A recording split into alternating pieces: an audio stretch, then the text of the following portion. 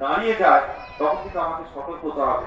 কারণ 2 থেকে 3 মাস পর পর ঋতুস্রাব সেই সমস্ত মহিলাদেরই হয় যাদের পলিসিস্টিক বা সিস্ট ধরা পড়েছে। তাদের ক্ষেত্রে কি হবে, বেশি ব্রণ লক্ষ্য করা যাবে, চুল পড়ার প্রবণতা বেশি থাকবে, মোটা হয়ে যাবে, আর সবথেকে গুরুত্বপূর্ণ বিষয় অনিয়মিত ঋতুস্রাব, অর্থাৎ 28 দিন বা 21 দিন 35 দিনের মধ্যে যে ঋতুস্রাবটা হওয়ার কথা সেটা কিন্তু হবে না, সেটা কিন্তু 2 থেকে 3 মাস পর পর হবে। এবং এটা যদি হয় তাহলে পরবর্তীকালে সন্তান ধারণের ক্ষেত্রে কিন্তু খুব সমস্যার সৃষ্টি হবে। যার জন্য প্রথমেই যদি আমার এই সিমটম ধরা পড়ে আমাকে কিন্তু মাথা রাখতে হবে, ডাক্তারের কাছে ছুটে গিয়ে সেই পরামর্শটা নেওয়া উচিত। হাইপোমেনোরিয়া 2 থেকে 3 মাস পরে পরে তো দূরের কথা, 1.5 দিনের মাথাতেই ঋতুস্রাব বন্ধ হয়ে যায়।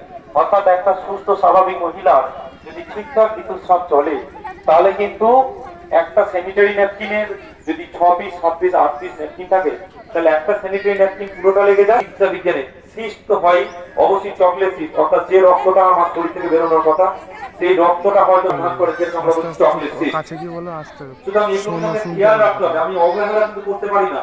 কারণ পুরো নারী স্বাস্থ্যের সাথে সমাজ পরিবারের ভালো মন্দ বিষয়টা জড়িয়ে রয়েছে।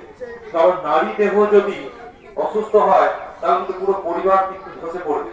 যার জন্য আমাকে আমার যে দেখা গেল যে ঋতুস্রাব 4 থেকে পরে 5 দিন হওয়ার কথা আর 10 দিন সময় লেগে যাচ্ছে, মানে দুটো প্রেগন্যান্সি, যেটাকে বলা হয় হচ্ছে মেনোরিতে অতিরিক্ত মাত্রায় ঋতুস্রাব হওয়া। এই অতিরিক্ত মাত্রায় ঋতুস্রাব হলে যেটা ভয়ঙ্কর সমস্যা শরীরে তৈরি করবে সেটা হচ্ছে অ্যানিমিয়া প্রেগন্যান্সি, অর্থাৎ রক্তাল্পতা।